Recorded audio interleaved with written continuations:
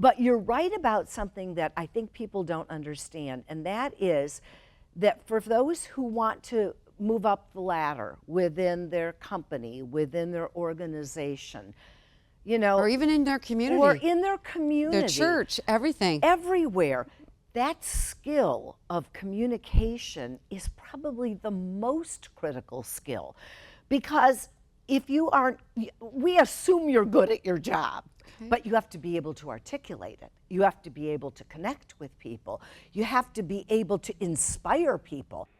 The opinions expressed in the following program are those of the producer and not necessarily those of WKTV Community Media.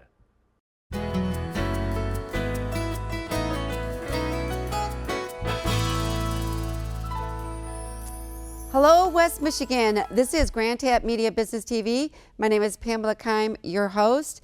The spirit of the show is to introduce West Michigan to all the businesses, nonprofits, individuals that can help us thrive in our lives. Well, today we have a very special guest. I'm excited to have her on my show. She is an author. She is a business owner. She has over 35 years in business. And what she does is she says she is not a coach, but she says she is a business owner that helps other business owners thrive. But her current book that is out is Small Business, Big Success.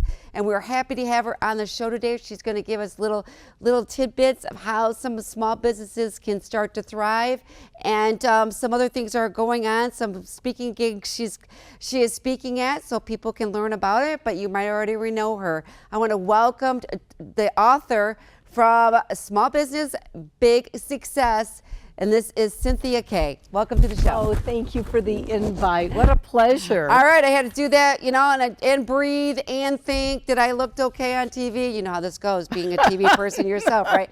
Forgot to mention to my audience that you were in TV for many years. 13 years. 13, and you were on, what, 13? And Channel 3. On Channel 3. So you might, some of my dated audience might remember you, right? Okay, now let's talk about what everybody seems in the business world is talking about. Is like, you know what, I have a small business. How do I stay successful? What do I got to do? And the word pivot to what? You know, how do I survive? And there, you know, a lot of us are out there and we're just trying to say, with AI coming, there's a lot of anxiety. Of what you're going to do to keep up, and are you going to make the right move? Because I think a lot of people don't mind sacrificing and putting money towards an endeavor, but will it pay off? You know, so I'm so glad you're here today. Well, and here's the reality of it, and this hasn't changed a lot over the years, but 1 in 5 businesses will not make it past the first 5 years. And if you look at how many make it to 10 years and how many make it to 20 years, it's like that much. Why would you go into business? Well, and you know, people ask that, but yeah. But I think part of that is, one of the reasons the title of the book is Success is you can set yourself up for success, but it doesn't just happen. You have to be disciplined about how you do that. And a lot of it is in those early phases, startup, and doing the right things and understanding how you're going to approach the marketplace. And so I think, you know, if people took a step back, it's not just about having a great idea. It's about being in it for the long haul. All right, you have a history of over 35 years. So let's talk about your family history a little bit, where that comes from. You seeing these businesses run from the back end when you saw your father, your uncle, went part of. Share a little bit, so many people probably know you in the community once you tell them where you come from and how you know so much about what it is to run these small little businesses. So my father, Gus Affendoulis, and his 2 brothers started the Affendoulis Dry Cleaners, and I grew up working in that business, as did my siblings and all my cousins, on weekends and during summers. And you know, I jokingly say my first job in operations was sweeping the floor. Okay. Right? And my first job in sales was checking in the dirty clothes. And my first job in management was my dad actually let me take the money to the bank when you went to the bank to deposit money. You deposit, exactly. You know, and I could open and close the store. But what I learned about small business, I actually learned in that dry cleaners. It was like a microcosm of all the good things you can do. And to this day, that business exists. My family is no longer in it, but my cousins run it, and I'm very proud of that fact. All right, so one thing I will say about when you speak like that is some people will look and say, God, I wish I would have had that experience. I wish I would have been around people that, you know what, the good times, bad times, you saw them survive. A lot of people, when 20 hit, I mean, we saw a lot of people go under, and I think a lot of us still haven't recovered. The smaller business, maybe you've experienced that too out there? Well, so here's what I would tell you. When I started in business, there were very few women business owners, if any, right? And there were very few resources for small businesses. Today, there's a lot of resources. I mean, one excellent resource here in Michigan is the Small Business Association of Michigan. Right. I sit on their foundation. They actually have funds where they are helping businesses that were impacted by COVID to get the training they need to get up and running more. So I think, you know, if you want to run the business, there's lots of help out there, but you have to be open to it and you have to do the work. And you own 2 businesses currently, right? Okay. Well, so I am the founder of CK & Co Media. I am currently working in Cynthia Kay Biz, which is my communications consulting business. So I speak, I teach, I write. That's pretty much what I do. And you okay, so you don't want to call yourself a coach, but you will say that you want people to know when they do work with you, I understand. Oh, absolutely. What you're going through. And part of the reason that I make that differentiation is that there are many people who coach, some good, some not so good, but they've never really owned the business. They haven't worked down in the trenches. They haven't signed the front of the paycheck or taken the risk. I think what happens is when you work with peers or when you work with people who have owned businesses, we have experience, good, bad, neutral, that we share. So I do a lot of seminars, I do a lot of presentation training, I work with businesses, but I feel like I come at it from a different place because of actually having owned a business with employees and insurance and liability and all those things that you have to know about when you're running a business. Since you've had over 35 years of experience and you work with smaller, and you choose smaller businesses, but you have worked with larger businesses. So customers are actually large businesses and large corporations, but when I'm working with businesses on small business issues, I'm really an advocate. So I've worked both on the statewide level and the national level, and I still continue to work with the National Small Business Association. And we go out and we advocate for business. So when they're putting regulations out there that are going to be harmful for small business, we're knocking on doors and we're going and lobbying to help people understand who pass legislation. How is that going to impact small business? Right. And what do you consider a small business? Because there's a lot of people that have business at home. We all know. Yeah. A lot of them have been going on for probably the last, 30 years? Sure. People doing it. What is your idea? What is a small business to you? So the actual definition of a small business, according to the government, is 500 or less. So when that's not all that small, no, right? It isn't. But that is. There are also what we call micro businesses, and micro businesses tend to be smaller entities. And then there are solopreneurs. These are people who are running their own small business. They probably don't have any full-time staff, but they have resources. They'll have an accountant that helps them, or a insurance agent, or they may get some additional administrative support. So business has a huge span. Right. But what I have found to be really interesting is that it almost doesn't matter if you're a huge business or a small business. We all have the same challenges, and we all celebrate a lot of the same successes. So what are some of those? Okay, so what are you hearing over and over again in today's society? Which I just mentioned in the beginning. AI is it the should we be freaked out about that, or should we figure, okay, maybe you got 10, 15 years to prepare for that big change? You don't have that long. Okay. All right. So then, that being said, I'm hearing, how do we use, how should we look at this new technology is coming our way? How much should we invest in it? I don't know. A lot of small businesses are like, hey, I used to have 8 employees. Now I only have to have 5, which is good for them. But yet I see it as, okay, so where are we all going to go, right? Well, here's what I will tell you. I think a lot of people are afraid. Right? It's new. I think there's anxiety about that. But there are so many things that cannot be replaced by AI that human beings, have to touch and make real. And what I have discovered is a lot of people are shutting the door completely, and that's not smart. There are good uses of AI. Some folks are using AI strictly as support. Frequently asked questions. They're using chatbots. Well, it's able to help you maybe streamline your social media. Perhaps. Okay. So there are places, but for every business, it's going to vary where they decide to implement it. I can tell you how I use AI. Sometimes if I'm looking at a particular industry and I'm working on creating a customized program for them, I will use it to help me better understand what the challenges are. Okay. Okay, so that's, now, am I having them, is it writing my program? Absolutely not. Because it doesn't do a good job.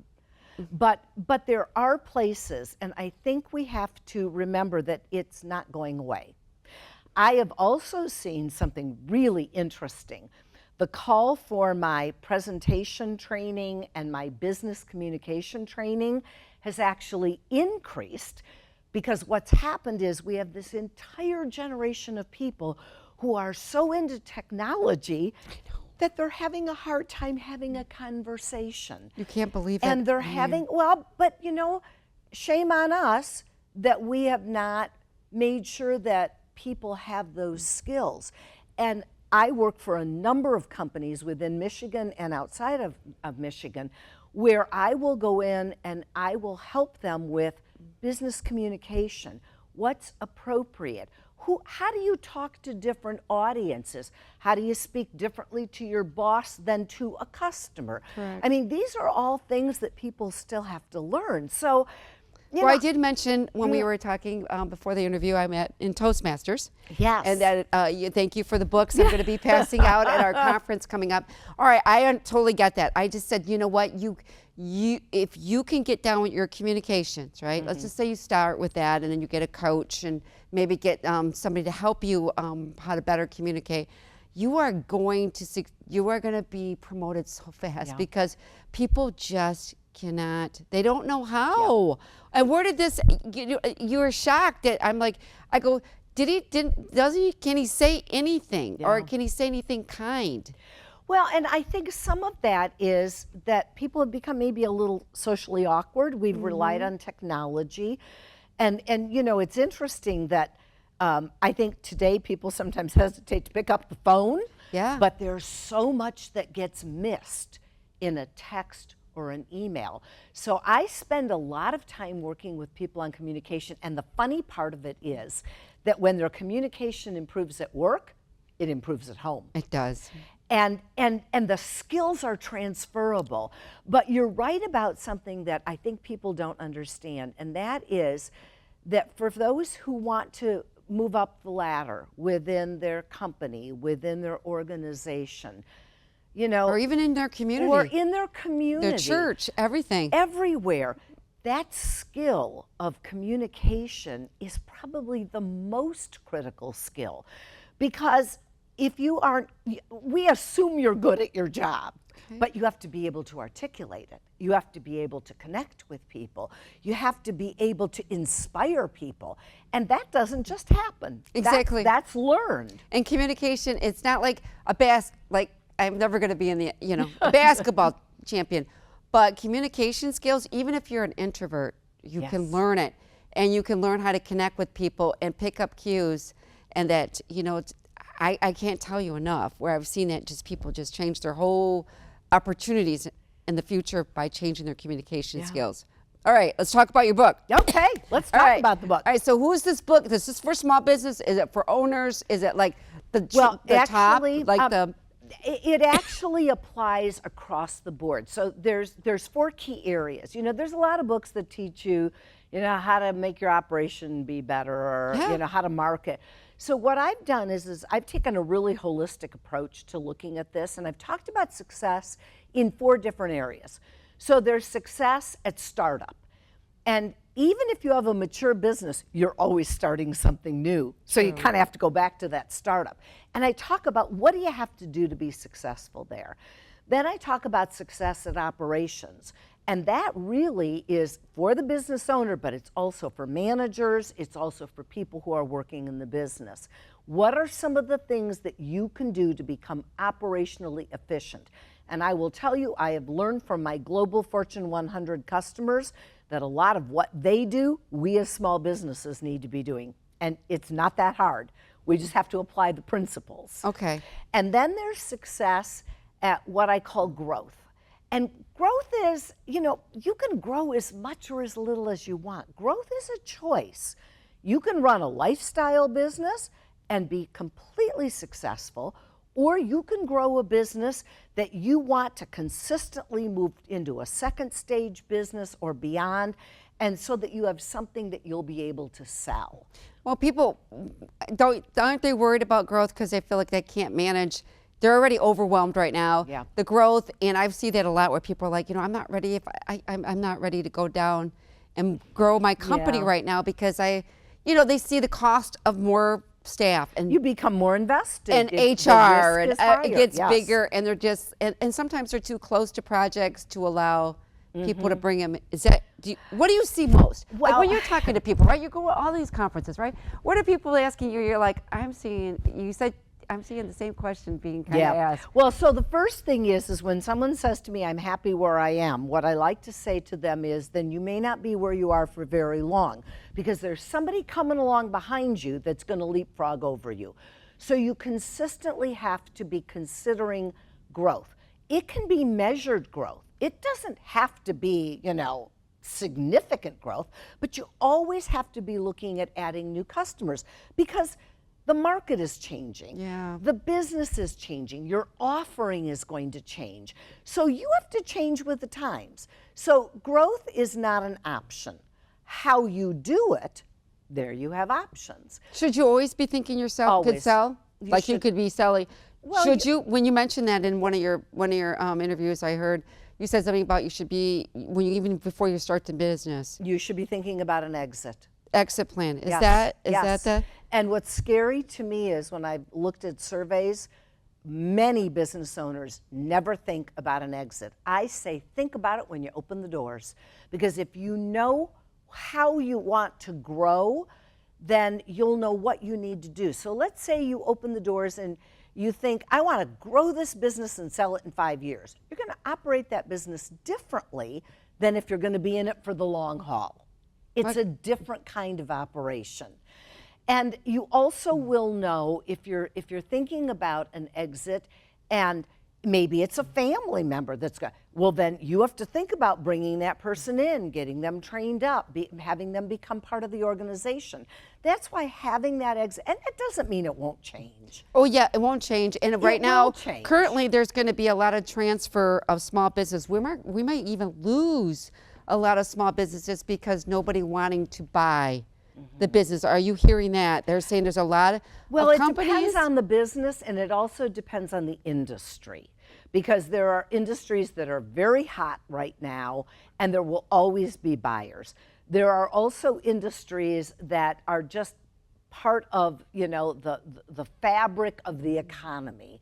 And those will always be around. But there are some that are, the industry may change or even go away. Well, we're looking at that in degrees too. Degrees in colleges Sure. that are going to be no more.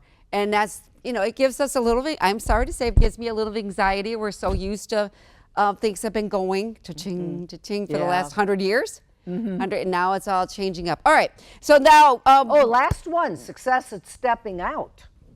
I cover that too. And you're stepping out to? Well, stepping out to your next adventure because, and you don't have to step out, but you also should consider if you're going to, how will you do it? And a lot of business owners who I know that I've interviewed for this book and my next one, which will be launched soon, they never think about how they're going to step out, and so they sell their business or they exit and they are depressed and sad because they put so much of their life into that, and then all of a sudden there's nothing. And so success at stepping out really means knowing how do you want to live your later years? Because the reality is, as you get older, you won't be able to do what you could do when you were 20 or 30 or 40. You may not even have the will. And you may not want to. Right. So think about it. Do you want to travel? Do you want to spend more time with family? Yeah. Do you want to go start another business? Do you want to do a little side hustle? There's all kinds of options. Yeah, well, there is many options, and I think once you become successful in a business, such as you're mentioning, eventually it makes it so much easier. That's why when you get in a room with people like you, whatever, you start talking, and I notice that they have like resources, they have ideas, and they can put something on paper like in days. Oh, yes. And then I've seen that so happen. I'm like, we'll send you the paperwork. I'm like, you just start. You get around that, and you probably seen that. It's like they doesn't take, like I said, an Elon Musk much to start a business and go. But that first darn business, it was like you just got, I don't know why that is. You got to get it down, get your first customer, get a profit. Yeah. And then all of a sudden you find, what do you call it? The upsell, something else that you find out that your customer might need that, oh, well, we might be able to provide that. Yeah. So then you're growing again. Yeah. And you're growing again. And it could be just have your cousin, all right, why don't you open the business? I do notice that people pass up on that. Yeah. That I want to stay with a company I really love. And sometimes they just don't upsell me. And it's like, why can't you, look, you do my lawn, can you find me somebody that can cut my tree down? I don't have time. Does that make sense? Well, sure, because there are all kinds of opportunities that people actually, the reason I wrote my first book is I was doing a speech for Huntington Bank, and afterwards a woman came up and said, wow, I really enjoyed what you said. Where can I find the book? And I started laughing. We love books. There's no book. And she, well, there should be. And so that's how I wrote my first book. It was like, and so, it's like being open and listening to what do people need? What do people want? I think that's a really important thing. And for everyone, it will be different, but there are so many opportunities, but you do have to have what I call the entrepreneurial spirit. You have to Which looks like what? Well, okay. Not starting a bunch of fires, right? No, so in my mind, an entrepreneur is someone who sees an opportunity where someone else sees nothing, and has the understanding of what will it take to make that opportunity into a reality. Yeah, they have to. Well, sometimes you can have the idea, and then somebody else can come in, and we could talk about that other thing, partnership, having their best partners but to do that. Entrepreneurs just rush right in. Yeah, they do, and sometimes it's good. And sometimes you need somebody, okay, now we got to put the steps in place to succeed. And then they have to be willing, okay, you're good at starting. Let's move on to something. Does that make, know what? All right, so this book is out. This is your third book. What do you have coming up? You've been sharing some stuff with me and some conferences, some speeches. Yeah, so my fourth book will launch shortly. And what is that going to be on? It's called Should You Stay or Should You Go? To the average business owner, small business owner. Okay. All right. Navigating the emotional crossroads of business ownership. This is not about how do you go find a broker or how do you find an attorney. Yeah. This is about how you pay attention to the emotion that you have about this thing you have created and the signs. I have 7 signs that you need to stay working and 7 signs that you maybe need to think about leaving. And then I've interviewed business owners all over the country and have some wonderful, I mean, I am so blessed that they shared stories with me about, like, well, I chose to do this and I'm passing it on to my family, or I sold the business and didn't tell my family. I mean, there are so many different options. So I want to help business owners navigate how do they get to that decision that they can feel really good about. Yeah, and I think you start getting that kind of, if you've outgrown the Sure, business. you're bored. You're bored. You're just doing the same, you know, it's time for you to pass the torch on and see, and that's my husband ended up doing. He said, you know, it's time for you, new generation, when it came to finance, which has all changed with, you know, Bitcoin and Absolutely. You know, it's time for you guys to take it over and to move on. I took it this far, and it's sometimes people, that's their whole identity. Yeah. How is it your identity if you can't? So one of my signs that you need to stay working is that you have not planned for your next adventure. You don't know what your legacy is. And maybe if you invite me back, I will talk about those. That would be good, because I do think that some people start a business because they want to build a legacy for the next generation. That's what it's all about, giving that security and opportunity, and I can see that. And I see other people wasting it too. It's like, you have all this opportunity, you have all this access, and they really don't take advantage of it. And it's not even just business owners. I think the book will also apply to people who are in, you know, those upper levels of business. And some of them may have some partial ownership or be part of an ESOP or whatever. But, you know, we all kind of face those challenges. And, you know, how do you decide when is it time to move on to your next adventure? Or should you stay working in that same industry? Or do you find a job in another industry? Right, and some people they've done the entrepreneur, as you mentioned, and realize, you know what, this isn't a good hat for me. Right. I like being on a team. I like being part of you know, I don't want to always lead. I like to show up and say, okay, what do you need from me? And this is what I want to contribute and go. But when you're always leading, you always got to, it is sometimes, it can be draining. It can be. Right? And some people will love it. And if you find the right fit for you, there is no one path. I mean, you know, people will sometimes say to me, well, could you go back to working for someone else? And I said, absolutely not. I would have no interest in doing that if I left. It is kind of hard, yeah. But there is sometimes you find out, you know, different people are like, you know what, I just like going home and just after 5 o'clock and not think. And that's my husband okay. always had a side, his name was on everything.